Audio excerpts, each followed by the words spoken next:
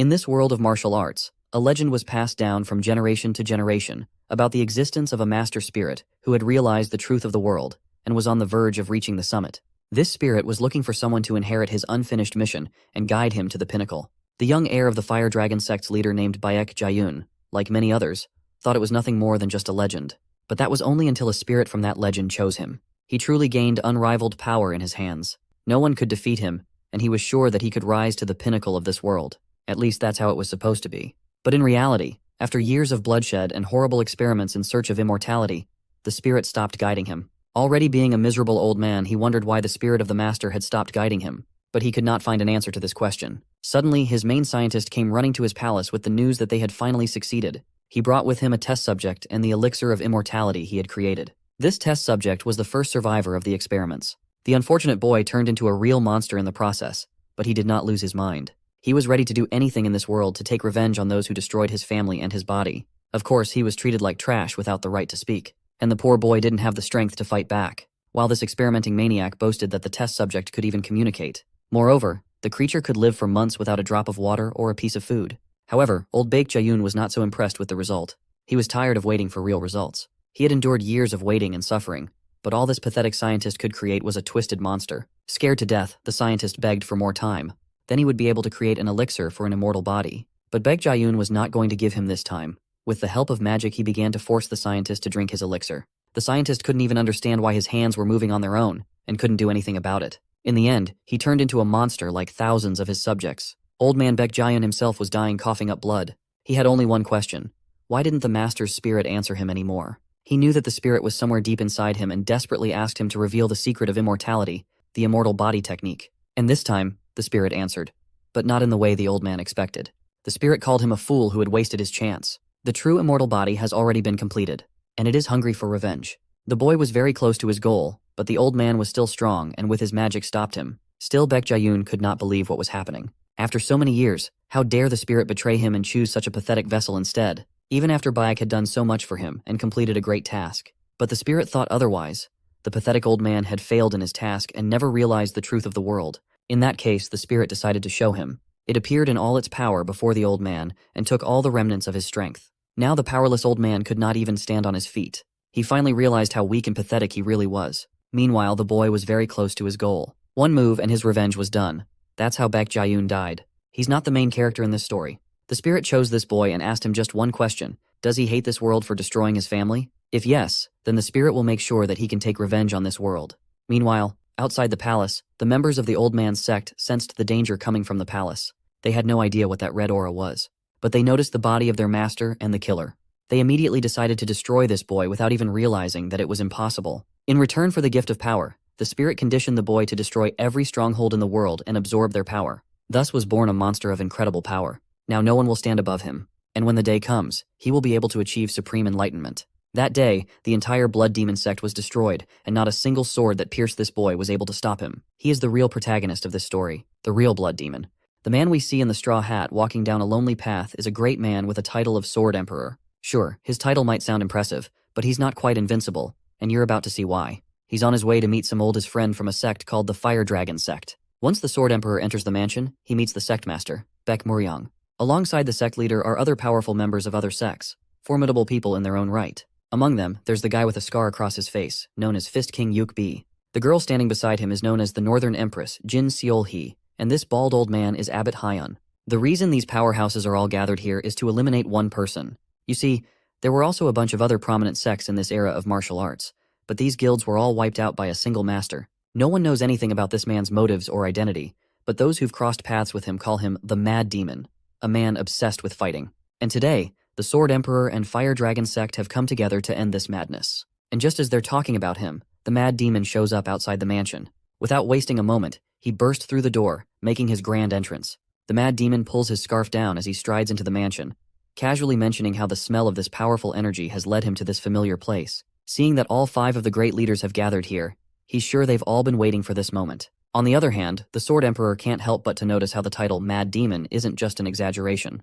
The Mad Demon's ominous aura makes him seem like a grim reaper, and the old man's sharp instincts can feel it, and it's like he is standing before the god of death itself. But the old man doesn't want to drag it out. He quickly draws his sword, and as he unsheathes it, the air thickens with overwhelming power. He wastes no time and lunges forward with lightning speed, using one of his techniques, known as heavenly strikes. In an instant, he literally slices the mad demon into pieces. After that single strike, the old man calmly sheaths his sword, leaving the mad demon's limbs scattered across the ground.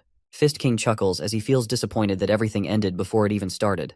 He reminds everyone that all this talk about a mad demon or whatever is just nonsense. Even though he's acting cool and calm about the whole situation, his colleagues don't seem to be as chill, and their serious expressions start to annoy him. That's when they hear the mad demon, who's absolutely exhilarated to meet such formidable opponents. Of course, Fist King's nonchalance quickly fades when he realizes the mad demon is still alive.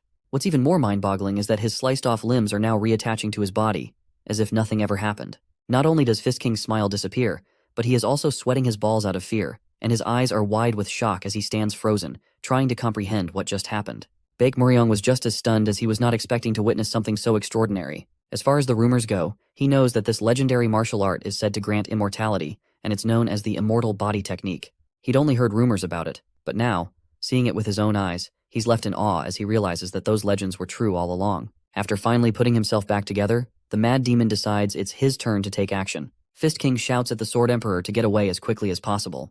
But it looks like the old man is not in any shape to move. He took a huge hit from Mad Demon when he used his heavenly sword slash technique. His guts are almost spilling out of his belly, and within moments, he collapses to the ground, kissing it with his final breath. Meanwhile, the Mad Demon starts walking forward with a twisted, sadistic grin on his face, asking the others who wants to die next. Baek Muryong grits his teeth in utter frustration, while the lady reminds him that as the head of the Fire Dragon sect, if he has any plan in mind, now would be the time to act.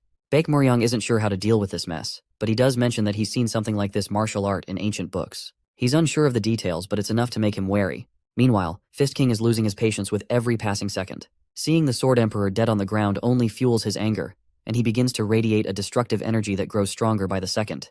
Baek Muryong quickly catches on to the fact that Fist King is about to explode with power. Everyone tries to stop him, but it seems Fist King has finally given in to his fury. He balls up his fist and charges straight at the Mad Demon, who just stands there with a wicked grin. The fist finally connects, and the force of the punch is so massive that the ground beneath them shatters upon impact. The Mad Demon's flesh literally begins to disintegrate, and that sheer firepower shoots through the temple. Baek Muryong had never doubted the power of Fist King's martial arts, and he admits that it was truly incredible. But even with that, he's sure there's no way the Mad Demon can be defeated with just that. And as expected, the Mad Demon is still standing, even though there's a huge hole in his belly. Fist King starts to lose his composure once again, unable to believe the Mad Demon is still on his feet after taking such a devastating blow. Not only that, but it seems like the Mad Demon's power is actually increasing. The Mad Demon then acknowledges that the power behind Fist King's strike is truly commendable, and he assures him that once he receives it, he'll make much better use of it. Right at that moment, the Mad Demon starts to exude the same kind of destructive energy Fist King had, and mimics his explosive fist technique. But as the explosion simmers down, we see Abbot Hyan had stepped just in the nick of time to save the Fist King. We can tell that he has absorbed the full brunt of the Mad Demon's strike, and this selfless bravery has also cost the old man both of his hands. The Mad Demon feels both annoyed and disappointed to see this old coot stepping in out of turn. The old man, in turn, is furious to see this bastard so cocky and full of himself. But the Mad Demon reminds him that he has got the upper hand, so he has all the right to feel cocky. Fist King apologizes to the old man, taking the blame for what happened.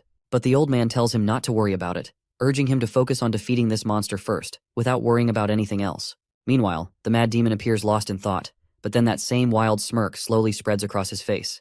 The idea of having an indestructible body that could withstand King Fist's power fascinates him, so he quickly lunges at the old man's indestructible body, eager to see if it truly is as tough as it seems. But just as he's about to strike, the Queen of North takes action. She pierces the Mad Demon with her blade, and immediately, her cold energy begins freezing his body. Instead of being frightened, the Mad Demon looks both happy and amazed. He is quite thrilled to witness the martial art of the Northern Sea Ice Palace, the one he's only ever heard about in rumors. The lady tells him to stop yapping, but this maniac just snickers, thinking how her cold tone is just as cold as her sword, which is freezing him to the bone. The Mad Demon truly acknowledges that the 5 great masters of the world live up to their reputation. Each of them possesses martial arts that have reached the pinnacle, which is something he genuinely admires. Finally, Baek Muryong decides it's his turn to act. He begins to walk toward the Mad Demon confidently.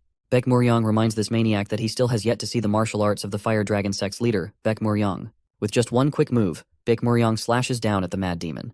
But of course, we all know that cutting down this maniac is not the solution. The Mad Demon chuckles at the futile effort of the great leader of the Fire Dragon.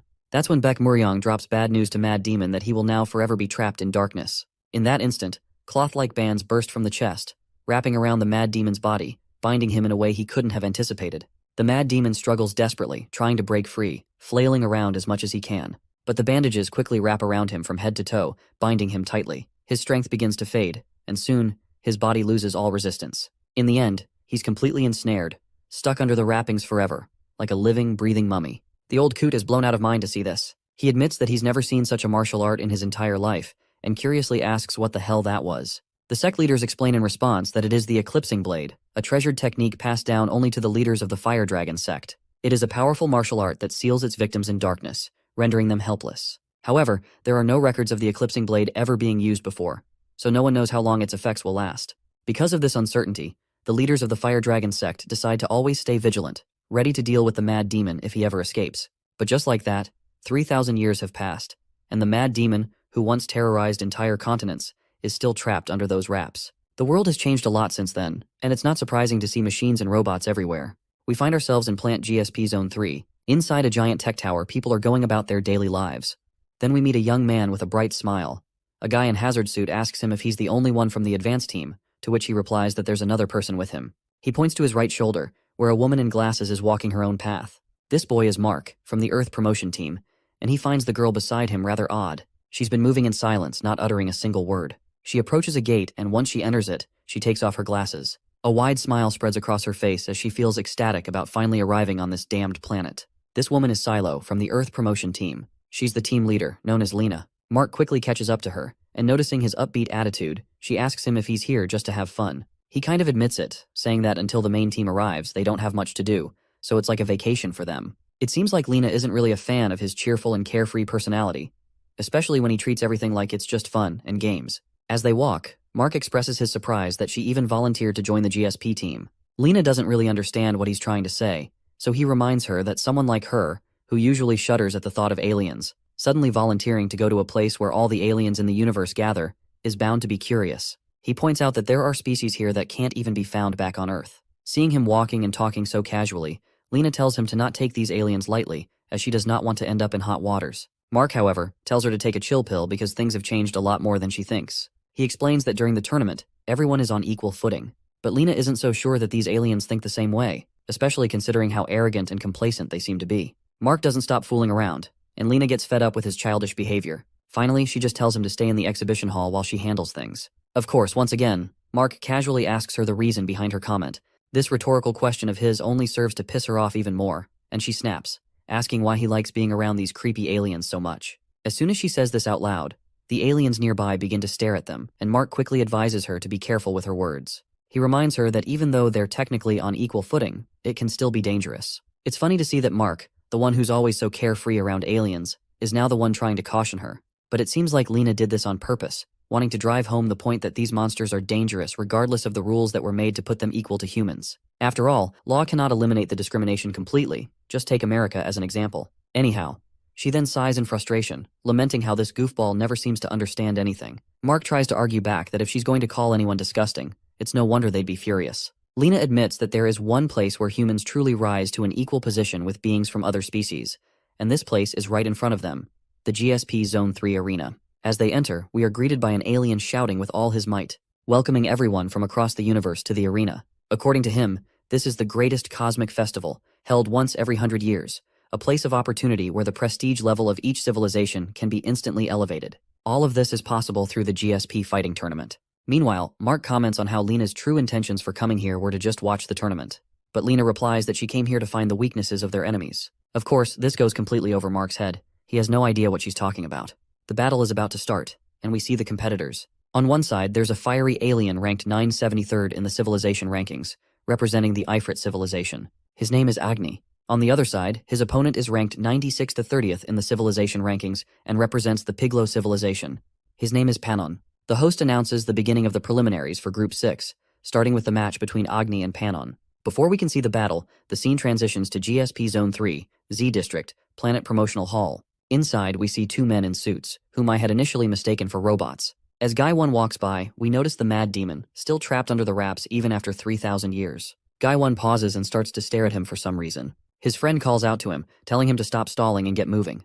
But Guy 1 notices strange sounds coming from the mad demon's chamber. He asks his friend if he heard it too. His friend, however, dismisses it, saying the only thing he can hear is his constant yapping. It seems that the wraps holding the mad demon have finally started to crack, and it's clear that shit is about to go down.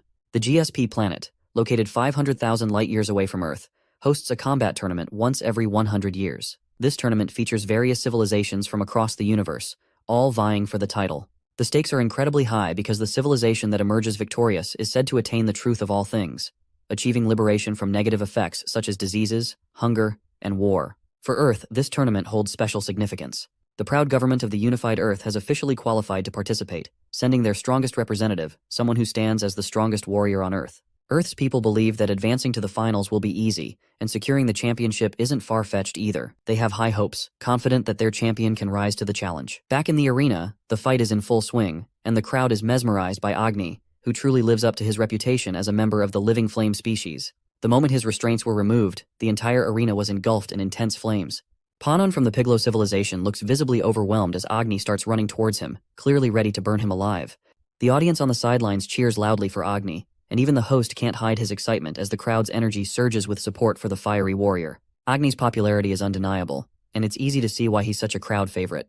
Panon, however, feels demoralized, sensing how everyone is rooting against him. Meanwhile, Agni cockily grabs Panon with a fierce grip and unleashes a blast of scorching flames that engulf the entire stage, leaving the crowd in awe of his devastating power. The host energetically provides his commentary, emphasizing how Agni's breath, known to melt even the most durable ships, is now blazing through the arena with unrelenting force. There's no doubt now that Agni is far too much for a Tier 1 civilization like Piglo. Watching the brutality, even Mark and Lena look concerned as they witness the sheer power on display. Agni, meanwhile, continues to flex his muscles, taunting the crowd and asking if anyone still doubts the power of Lord Agni. Mark turns to Lena, asking how they are supposed to fight such a monster. He's certain that even searching for a weakness seems pointless against someone like Agni. Lena admits that their visit might not have much significance, but it's not all waste. She points out that she has realized one important thing, which is that none of the aliens in Tier 3 or higher are paying attention to this match. She thought everyone would be focused on it, considering how the tournament could completely change the fate of an entire civilization. But instead,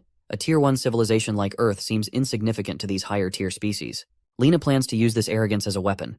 If they're overlooked, then they can use that to their advantage and fight back. She plans to keep observing the fight to look for new clues, but he asks her why they even need to do that. Right then, a little girl from the Piglo civilization bursts into tears after seeing Panon lose badly. She tries to cheer up her hero, telling him to hang in there. Mark notices her and starts thinking about how her civilization just had terrible luck with the matchups. Their opponent is one of the top-ranked players in Tier 3, and though the heat of the flames has died down, Panon is nowhere to be seen. That's when another guy from a high-tier civilization chimes in. He calls Panon trash, saying he's probably been turned to ash and blown away by the wind by now. Mark lets out a sigh, realizing there are always these kinds of idiots around, just here to cause trouble. He decides to inform Lena and move on. Meanwhile, the girl from Piglo civilization is getting annoyed at this loudmouth talking trash about her hero, but the guy just wipes the booze he is drinking off his ugly face and insults her back, calling her a low-level species with no manners. But the little lady also shoots back with the sass of her own, calling him a brat in return. Mark tries to tell Lena that they should get moving because if they stay here, they might get caught up in this mess. But it seems like Lena is so focused on her investigation that she doesn't even notice. Meanwhile, that ugly kid tosses his empty can aside and calls her a Piglo bitch. He decides it's time to teach her some manners and how to talk to people. The little girl is absolutely terrified. She even drops down to the ground as she recoils in fear, and that jerk grows bigger and bigger. Mark shouts out loud to see this insanity, and his scream finally snaps Lena out of her focus. When they look ahead, that little punk from earlier has turned into this huge, jacked-up guy with a sinister look on his face. He goes as far as to claim that he could turn her planet's representative into a bloody mess in just 10 seconds. Turns out this guy is actually a representative of the Pixie civilization, which is ranked 1300, and his name is Mr. Picky. That's when Lena calls out to this overgrown brat, asking him if it's really impressive enough to flex his muscles over a kid. Her remark definitely gets the monster's attention, and he asks her what the hell she's talking about. Lena keeps up with her sassy jabs, telling him to stop acting all high and mighty. The way he talks just makes her want to puke, and she can already tell he's just a loser. Of course, Picky takes the bait and seems kind of fascinated by how these cockroaches from an inferior civilization are talking back to him. He wonders if they're purposely trying to piss him off. Meanwhile, poor Mark timidly reminds the big guy that he hasn't said anything about him, but Lena just keeps pushing Picky's buttons, asking him what he could even do, even if he is angrier, because honestly, he's still just a loser. That's it. The big guy starts walking toward her, and Mark tries to push Lena towards the monster, telling her to get on the front because he doesn't want to get screwed over because of what she said. But Lena tries to patronize him if he's really about to abandon his team leader. Just as they're arguing, the big guy looms over them and before he can throw a punch, a drone suddenly pops up and tells this ugly mug to stop right there. Surprisingly, Picky starts losing his shit when he sees the drone appear right now out of all times. Lena casually reveals that it's a security drone patrolling the arena. With so many of these drones around, there's no way anyone can start trouble in the stadium.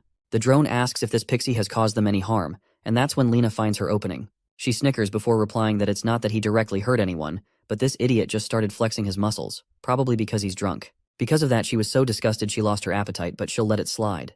The drone asks Picky if that's true, and the big guy is left utterly speechless because, well, it is true. Meanwhile, Lena keeps up with her sassy jabs, telling Picky to admit that he was showing off his rugged physique to them. She even taunts him under her breath, suggesting he should try doing the same thing to the patrol officer. Picky is absolutely gritting his teeth in frustration, while Mark whispers to her, wondering why she's doing this since she can clearly see how angry he is. But Lena reminds him that before this guy can actually harm anyone, telling the truth will wrap this up and leave him with no consequences. What she's doing is her way of punishing him. Picky overhears her, or more likely, she wanted him to hear it, and Mark tells her to just let him go and stop provoking him. The drone then asks Picky if he really wants to show off those useless muscles that badly. This time Picky's grin widens, and he admits that yes, he does want to show off. With that, he reverts back to his normal size and says that since his only intention was to flex, he hasn't done anything wrong. Then, without any more words, he runs off, promising that he's looking forward to meeting these pesky creatures again. Mark looks totally wiped out after that intense encounter, and he really doesn't want Picky to haunt him in his nightmares, let alone see him again. Then he asks Lena if she expected that outcome, and she responds positively. She then reminds him that she's not crazy enough to mess around with a monster like that without thinking it through. Right at that moment, the little girl from Piglow Civilization thanks her for helping her. But Lena just gives her a cold, disdainful look, asking since when exactly she helped her. She tells the girl to get lost, as she's distracting her from the game. Looks like it's going to take Mark a while to figure out what goes through Lena's head. Anyway, Mark pats the girl on the head and advises her to get back to her family. But the little one quickly yanks his hand away, clearly not liking being touched by a coward like him. Now it makes sense why Lena gave her those deadly glares, because in the end, every creature looks down on the weak. Meanwhile, Mark has no clue why she's acting like that toward him. After all, it was natural to be scared, and she was scared too at the time. Lena then calls him a coward and tells him to shut up. The crowd starts going wild, chanting for the Piglow Civilization hero to come out of hiding if he's the real hero. The host can't help but comment on how intense the criticism is pouring in toward Panon. Lena, however, already knew the outcome of this battle. After all, Tier 3 civilizations are on a whole other level compared to Tier 1. Agni just laughs out loud, clearly enjoying mocking his prey for hiding like a rat. Looking at Agni's might, Lena starts wondering again if there's really any way Earthlings could win against such monsters. Her mind drifts back to the people suffering on Earth, and when she thinks about it, defeat doesn't even factor into her equation. But as much as she hates to admit it, she can't turn blind eye to the reality in front of her as well. Mark watches her and wonders about her strange behavior. It seems like this guy is just a big goofball after all. He's literally way too carefree for his own good. Anyway, he asks her why she's trembling, to which she brushes it off, saying it's nothing to worry about. But right at that moment, the host bursts into excitement as he sees Panon emerging again. That completely shocks Lena because this means Earthlings might actually have a chance to win against these monsters after all. Panon is up in the air, and even though his face is getting burned, he still crashes down right above Agni's head like a goddamn meteor. The host quickly narrates how this last, desperate strike turned out to be a perfect blow, landing a critical hit on Agni. Meanwhile, Mark is busy on the phone, but after hearing whatever the caller told him, he starts nervously biting his nails in fear. Lena, on the other hand, perks up when the host announces that Agni can barely move after that hit. Mark turns to her once again, but she tells him to stop calling him, saying she's fine already. But Mark states that it's not about that. It's about what the caller said.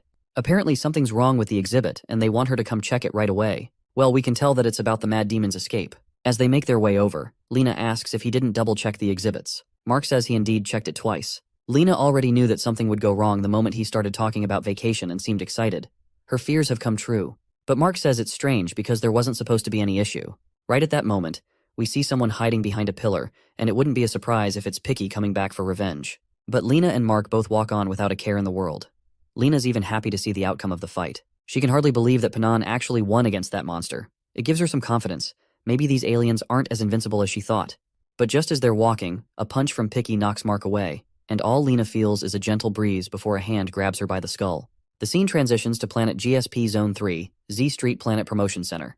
Lena slowly opens her eyes and sees pixies dragging them. One of the pixies is carrying a beaten-up Mark, and another is dragging her by her hair. She starts calling out to Mark to wake up, which catches the pixie's attention. The big bastard holding her starts pulling her hair, causing her pain. He tells her that if she's calling out for that guy, she doesn't have anything to worry about. They haven't killed him yet. Lena angrily asks this bastard if he's doing all this just because she teased him a bit earlier. She reminds him that this is GSP territory, so the security team will be here soon.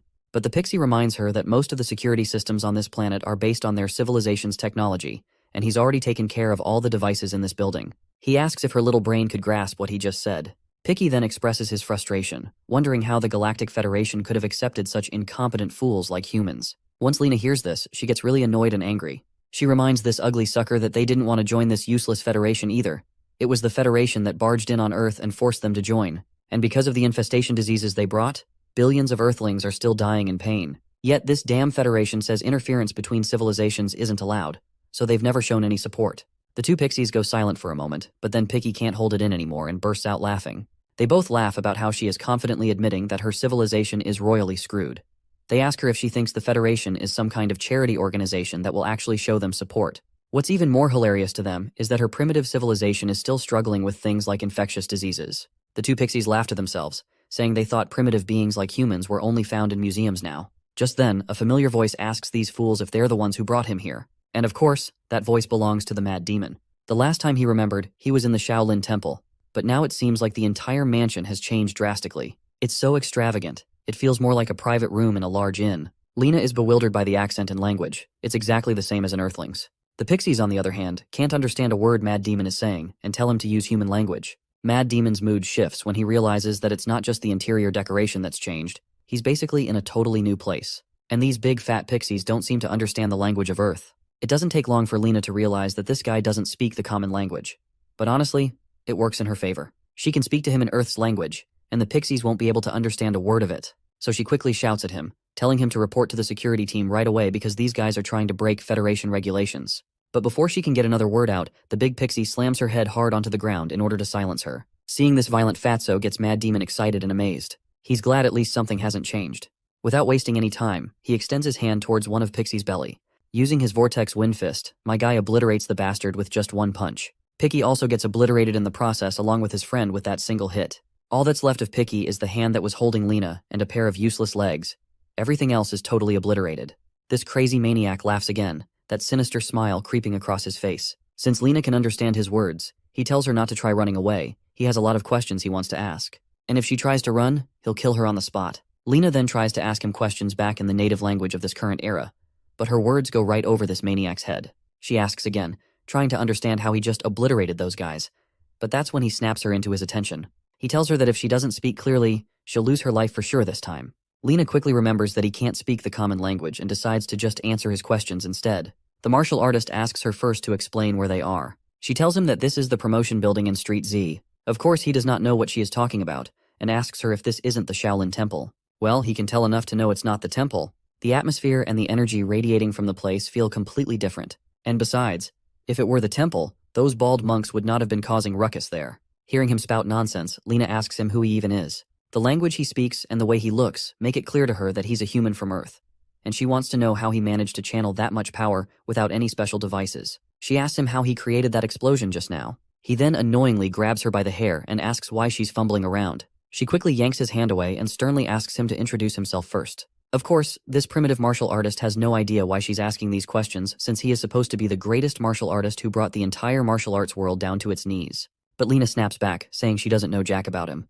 She wonders out loud if he's some kind of celebrity. Lena's eyes widen when she sees an angry pixie charging at them. But Mad Demon doesn't even flinch. He just calls the ugly bastard out for annoying him. The pixie gets even more pissed and swings a punch as fast as he can. But the Mad Demon simply punches this bastard's punch and then counters with a punch of his own, leaving the overgrown fatty's eyes bulging out of his sockets. Mad Demon is clearly annoyed to realize that these brutes are all muscle and no brains. He's pissed they didn't even bother to train their internal energy. That single punch sends the pixie flying. Lena, on the other hand, is sweating profusely in apprehension. Not only did Mad Demon just block Pixie's attack with a single hand, but retaliate with a punch of his own. Mad Demon turns to her again and asks her if she still can't recognize who he is. Lena is just as confused as she can be. The way this guy is talking makes her wonder if he's famous on Earth. With the strength he's showing, it'd be weird for people not to know who he is. She apologizes, explaining that she doesn't know him because she's not that familiar with Earth. She spends most of her time on other planets. This mention of other planets totally throws off the Mad Demon, so Lena tries to explain again that she never spent much time on Earth due to her work. Right at that moment, Mark wakes up and, after reaching her, asks what's going on. While the lady is relieved to see he's awake, though not too happy, the Mad Demon is just annoyed, wondering where all these weaklings keep coming from. Mark quickly asks Lena who this guy is. This sets Lena even more surprised as even Mark doesn't know him. Mark then asks if this guy is supposed to be someone famous. Lena then faces the mad demon again. While she appreciates that he saved her, she tells him it's going to be hard to cooperate if he doesn't reveal his identity. The mad demon, of course, starts snickering with his trademark sinister smile. He bursts out laughing as he finally decides to personally tell them about himself. He announces he is the great demon Ma Jinwol, the one who destroyed the 4 great sects. Naturally, neither Lena nor Mark has any idea if this is supposed to be some dramatic reveal, and Mark, without hesitation, calls the mad demon out for his childish theatrics and silly name. Lena, on the other hand, doesn't fully understand what all this means, but the name Ma Jinwol sounds pretty extraordinary, and she starts to think that maybe this is the person humanity has been looking for. Right at that moment, the defeated pixie slams his fist into the ground in utter frustration, muttering bitterly about how he lost to trash. His voice is laced with both anger and disbelief. Since Mark was unconscious during all that happened, he has no clue why these pixies are here. In fact, he doesn't seem to remember being abducted by them and wonders if they're here because of what happened in the stadium. The monster grows increasingly annoyed as energy surges through him again, thinking if only he didn't have this suppressor limiting his power, he'd easily beat the hell out of this lowly trash. Mark becomes concerned to see this, and decides it's best to run before this monster explodes. Meanwhile, Jinwoo looked at the monster with an indifferent expression, and he also could not understand what the monster just said. That is when Lena calls out to him, asking if he can beat the monster since the power suppression device on that monster is still active. The mention of suppressed powers catches Jinwoo's attention, and a wicked smile spreads across his face. The idea that the monster hasn't been using its full strength this entire time deeply amuses and irks him. He feels utterly ridiculed by the thought that this monster has been holding back while fighting him. With that, Jinwoo begins walking toward the monster, clearly with the intention to obliterate him. But Lena quickly tries to stop him, suggesting they should extract some information from the monster first. But Mark tries to smack some sense into her, reminding her not to let their guard down, especially against such a dangerous creature. Lena agrees, but insists she has a feeling this might be their chance to get some useful intel before things escalate. Mark decides to make a run for it, while Lena chooses to stay and watch the fight.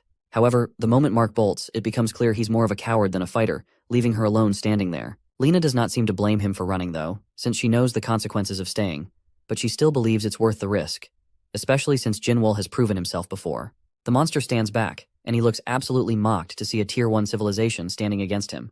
But he attributes his previous loss to the suppression device, so this time he destroys it to unleash his terrifying powers. As soon as the suppression device is gone, the monster grows even larger, and this majestic golden lightning crackles around him. Lena watches in horror as this is her first time seeing a pixie with unsuppressed powers. The fact that she is absolutely horrified is that this cosmos species can freely manipulate metal. The metal on the floor suddenly floats into the air, drawn toward the monster, who sends it all crashing down on Jinwoo.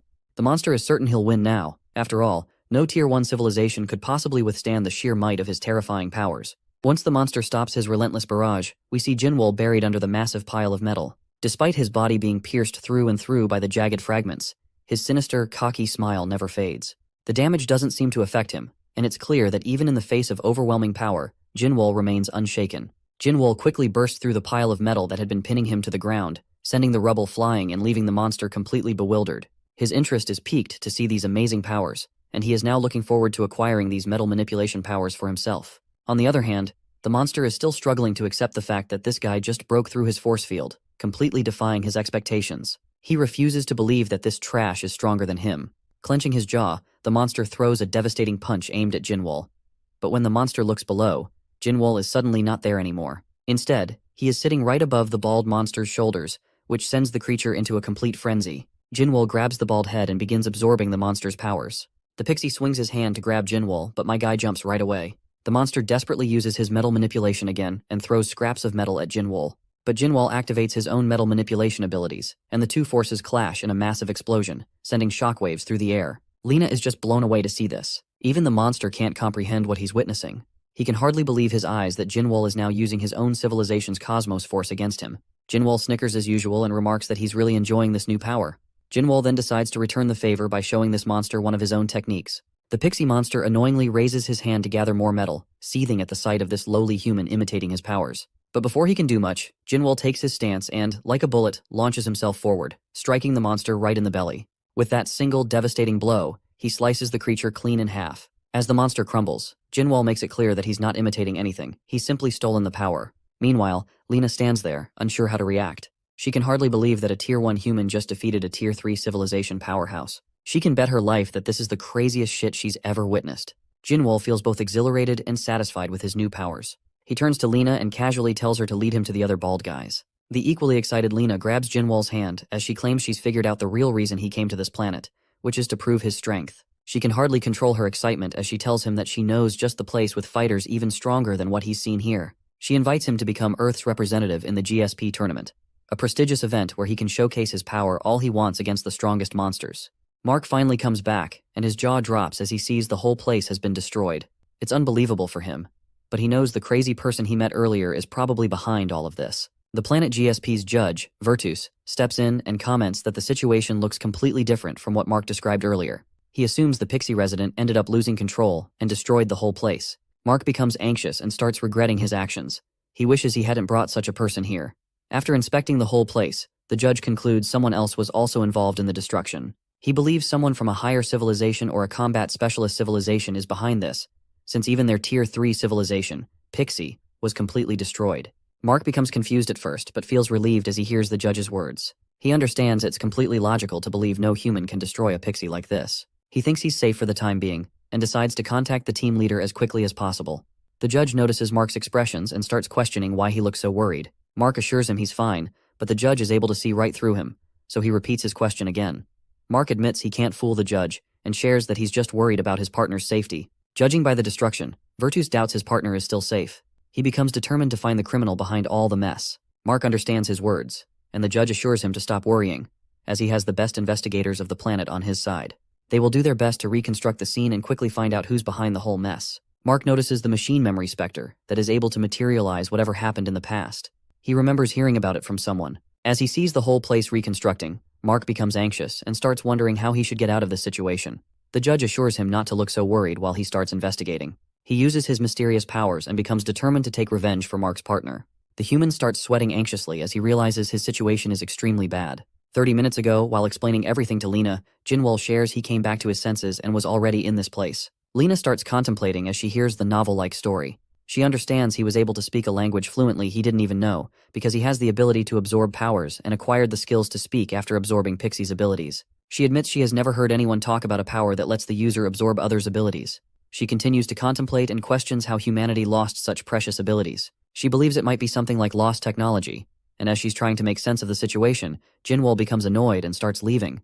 She begs him to stop and questions why he's going alone. The guy tells her he has no need to depend on her and is still thinking about the tournament. She tries to stop him and assures she will guide him toward the place, but Jinwoo ignores her words and makes it clear he's capable of finding it himself. Lena tries to explain he's not in the same world he used to be, but the guy doesn't listen to her words and continues to walk. He knows she's right and becomes astonished as he sees a cool door. Jinwoo walks out and tries to scare her away, but she continues to follow him.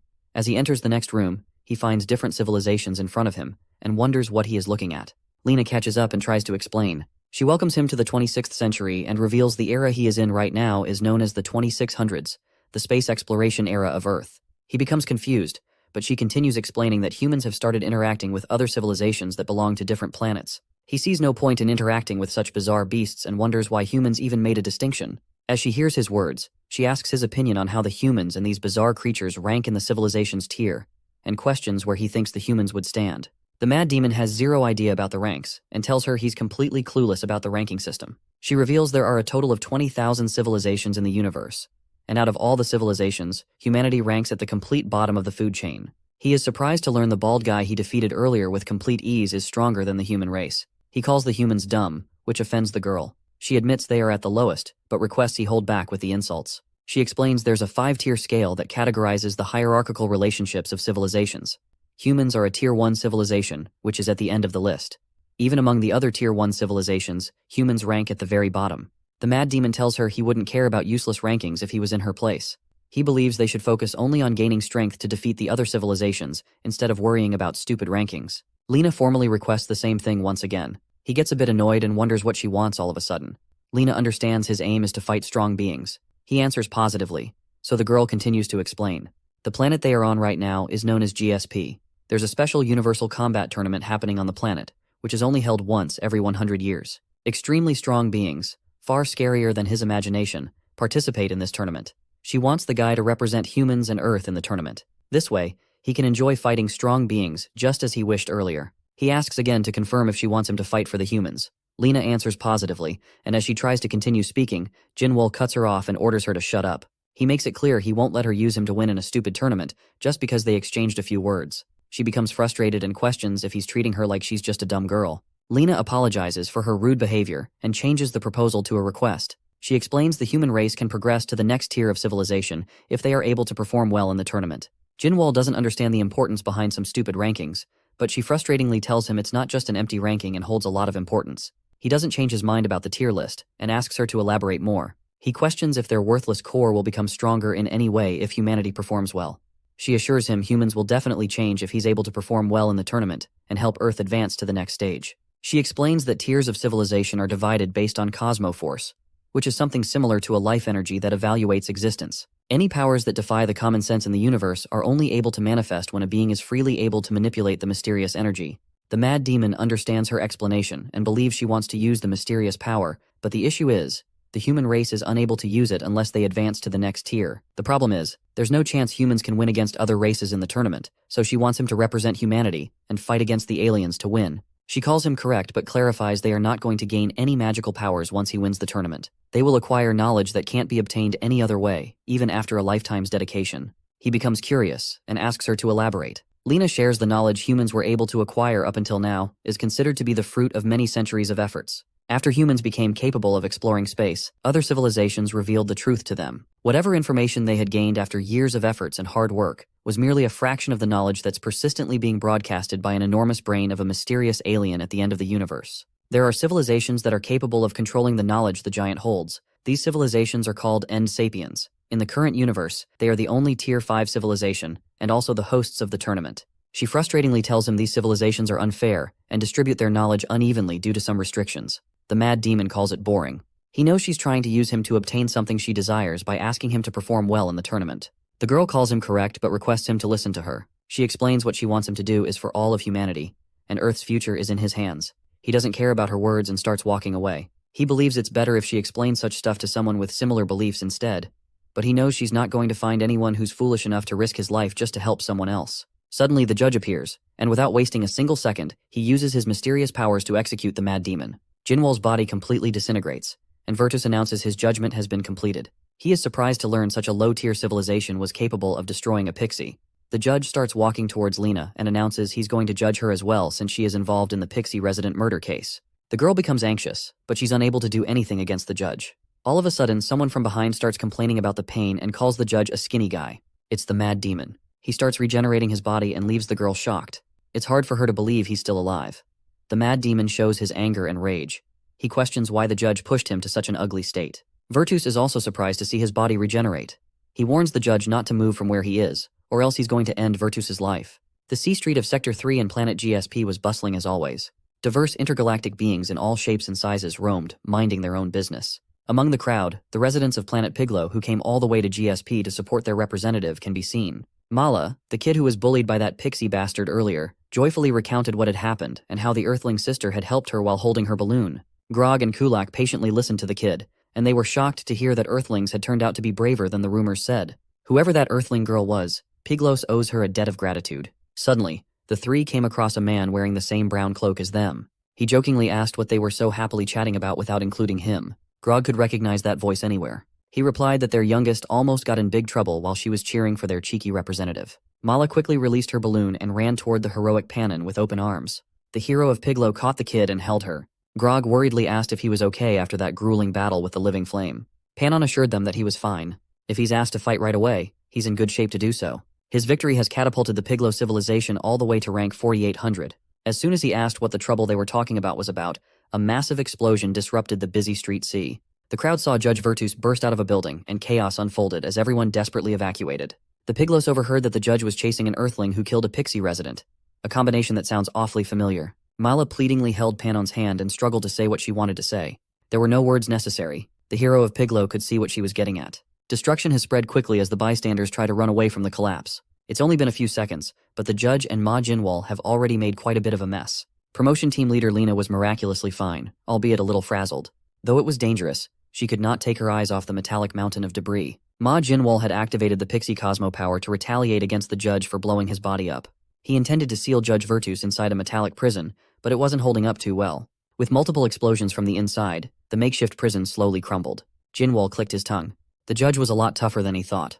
Judge Virtus melted the metallic confinement, and curiously asked what really happened at the crime scene. Even though he saw the recreation of what happened, He still couldn't believe it. Judge Virtus wanted to know just how an Earthling could absorb a Pixie's Cosmoforce. If the criminal really has that capability, then he's a lot more dangerous than initially thought. Ever so arrogant, Jinwoo asked the judge if he was starting to regret facing him.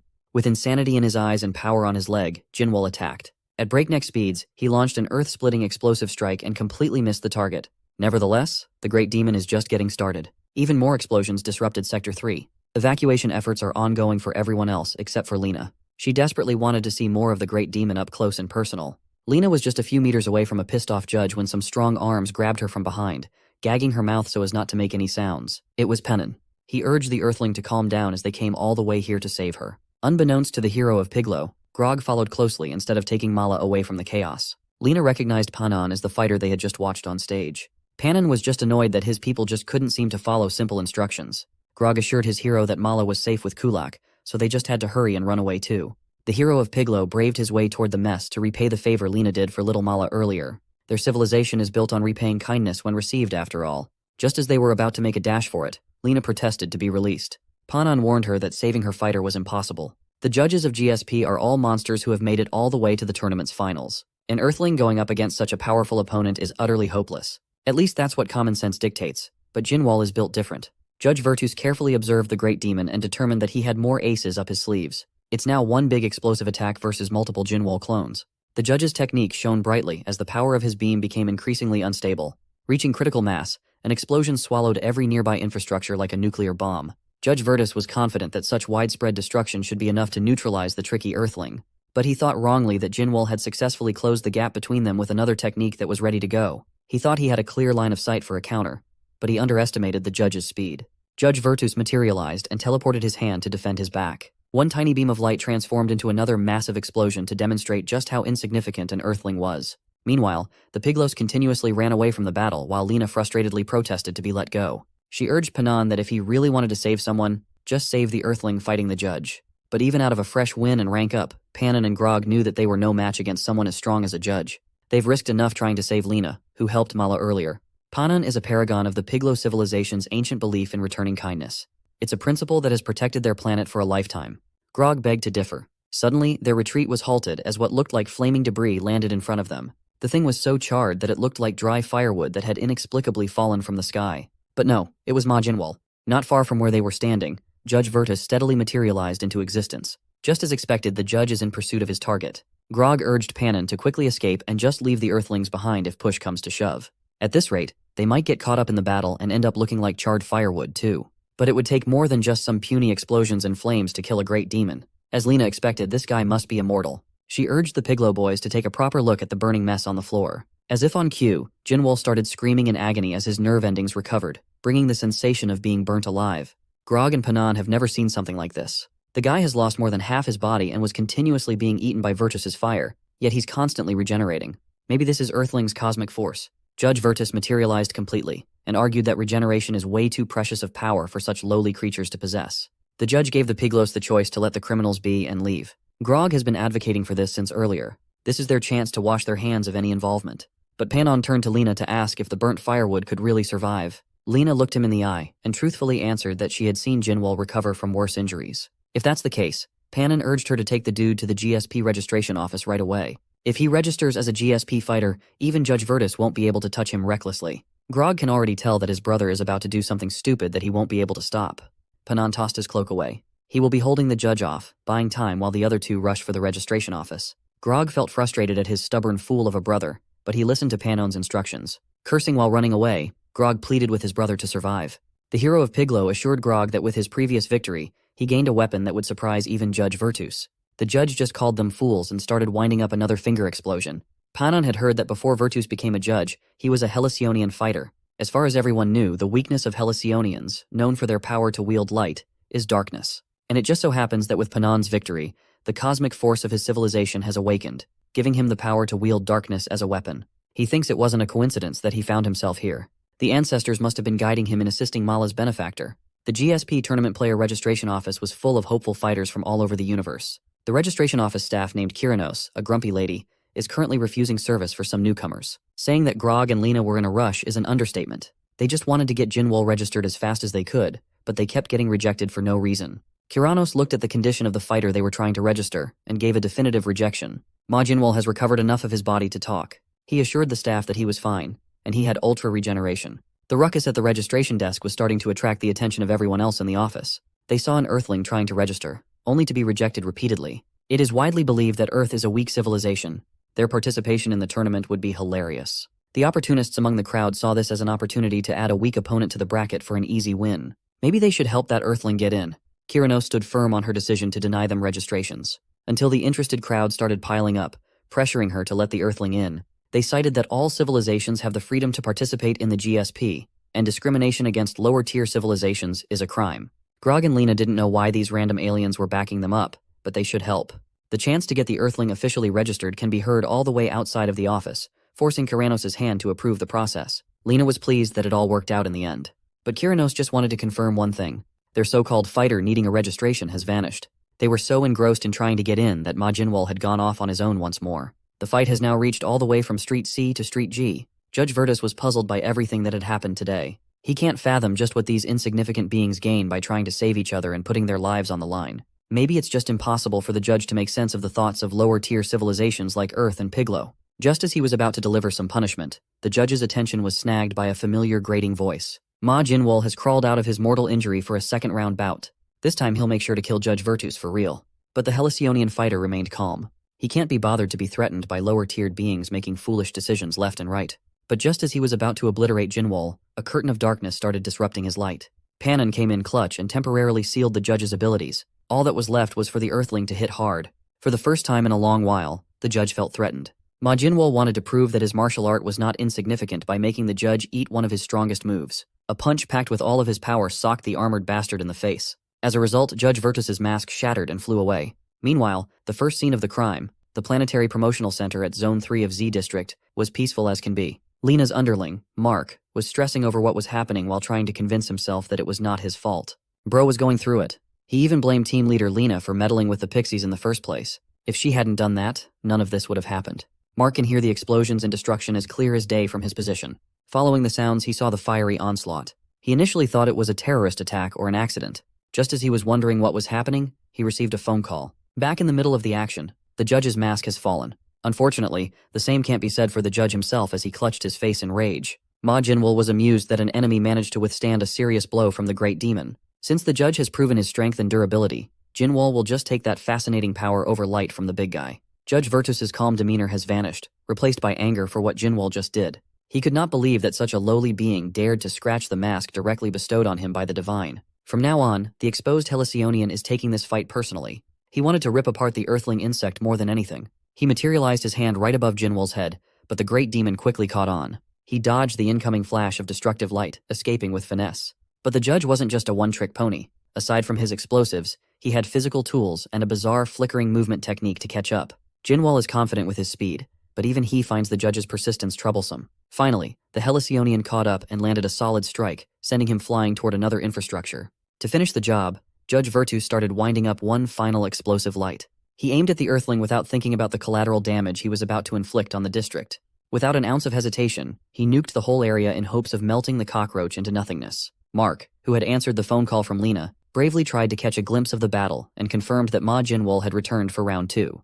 The team leader was pleased to hear that her underling and her fighter were safe. Grog was quite surprised by how fast Jinwoo's regeneration was. However, this is not the best time to feel relieved. While Ma Jinwoo has arrived, he's not exactly safe either. Judge Virtus admitted that fighting with a bizarre Earthling is quite a surprise. The dude has been ripped apart by a direct hit from a nuclear blast, yet he's still able to recover from such an absurd degree of damage. Even Judge Virtus had no idea how such a low-tier civilization got such overwhelming power, but he fully intends to end it now. His fist glowed with a blinding light as his Halcyonian power aimed to utterly destroy.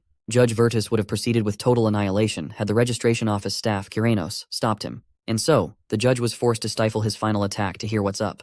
Telepathically, he asked the grumpy lady what the problem was. Kiranos shared that the Earthling has been successfully registered to represent Earth in the GSP tournament, but she wasn't pleased by it. The judge asked how that happened when the fool had been fighting him the whole time. It all started 30 minutes earlier. The chance of various aliens to get the Earthling registered disrupted the whole office. Some even outrightly called Kiranos racist for barring a low-tier civilization from participating. The grumpy lady stubbornly refused to budge. But the pressure was mounting. Racist allegations being thrown left and right might affect her employment, and Lena just wanted her to be a little flexible with her job. Kiranos continued to reject their plea, given that the fighter was absent for the registration. Suddenly, a small alien raised his hand to help with the situation. According to the nerd alien, there is a system for provisional registration if the competitor can't attend themselves. The other extraterrestrials started dogpiling, insisting that they knew about the rule too. Kiranos was surprised that while the system exists, it's not a policy for lower-tier civilizations at all. Nevertheless, this also presented a way for the grumpy registration lady to stop the ruckus. She finally caved in and gave Lena the papers necessary for provisional registration. If Lena can fill the documents out by hand to be processed, she agreed to officially register the Earthling. In the event that Lena can't even do that much, then she should just give up and go home. When Grog took a look at the documents, he protested that it was not fair. The whole thing was not written in the common language. It was written in an upper-tier civilization's vernacular. To lower-tier citizens, it just looked like a bunch of random scribbles. How are they supposed to fill this thing up when they don't know the first thing about the language? Unfortunately, Kiranos had left them with no recourse. Grog insisted that they get a document written in a language understood by everyone, but Kiranos insisted that they don't have anything like that. In the first place, the provisional registration system was created for the convenience of higher civilizations. It's only natural that the documents are written in a language familiar to those beings. Hearing this, the protesting aliens gave up. Now that they're thinking about it, why were the Earthlings so desperate to register in the first place? While the hype was dying down and everyone was losing interest, Lena took the pen and started filling out the docs with perfect fluency. She felt a headache coming on just by staring at the characters, but she pushed on. Grog and Kiranos were both surprised that an Earthling could possibly understand a higher civilization's language. The grumpy lady took one of the filled forms, insistent that Lena must be bluffing and just scribbling unintelligibly. She scanned a paper, determined to prove that low-tier beings should not be able to do this. But as she read more and more, her blood ran cold. Lena was really reading and writing in a script meant for superior civilizations for some unknown reason. With an Earthling's mind, even just perceiving and distinguishing the symbols in this language should be impossible to do. Back to the present, the judge reckoned that what Lena did should have been an impossible feat. So, the next best explanation is that someone must be helping them in secret. While Kiranos believes that it's a strong possibility, there's a nagging feeling in her mind that the female Earthling really did it by herself. If that was the case, she must have recognized the difference between characters as if she were finding differences in an image. She must have memorized millions of words and vocabulary at once. No, even through memorization, it would have been a struggle to make sense of the sentences. That meant Lena must have memorized every possible sentence structure as well. But that's an impossibility. It would be a difficult feat for even Kiranos herself despite her civilization specializing in languages. Nevertheless, they can't cancel the registration now. Judge Virtus kept that in mind and hung up the telepathic call. First, the Earthlings found someone willing to risk their life to help in the form of Piglow's hero. And now, they've got a possible helper who can secretly impart the language of higher civilizations without being detected. It's as if the entire universe is begging to save the regenerating freak. Judge Virtus picked his mask back up and repaired it with light. He chose to play it safe and let the offense slide this time. But he'll need to restrain that little mysterious trick somehow. From a distance, Mark hopped back on the call with his team leader to report what was happening. He told Lena that the judge took Ma Jinwol and some scoundrel and teleported them to God knows where. Lena wanted more info, and Grog was offended that his brother, the hero of their planet, got called a scoundrel. Kiranos has calmed down and urged the chaotic duo to stop overreacting and just relax. Both fighters were simply moved to the recovery room for competitors. With that out of the way, the grumpy lady chased the troublemakers out of her office. A week later, Ma Jinwol is still in the process of healing in the GSP competitor's recovery room. He had regained most of his body parts, but one of his legs was having a hard time regenerating. Mark doubted that this ragged thing stuck in the recovery capsule could still compete for Earth. Lena firmly believes that the Great Demon will get better in no time. Suddenly, someone barged into the room, and both Lena and Mark immediately recognized the resolute voice. It belonged to Earth GSP Team Commander Clarice Ive. In the old man's eyes, Ma Jinwol seems to be barely hanging on by a thread. He was disappointed with team leader Lena for causing Earth so much trouble. Therefore, Clarice is determined to proceed with the originally planned competitor for Earth's match, which is scheduled for 2 days. Just as Lena was pleading with his boss for a little bit more time, another Earthling entered the room, urging her to stop getting swayed by the swindler in the recovery capsule. The newcomer demonstrated his physical prowess by jumping unnaturally high up in the air and landing like a superhero. The feisty young man urged the team leader to just trust him to do his job.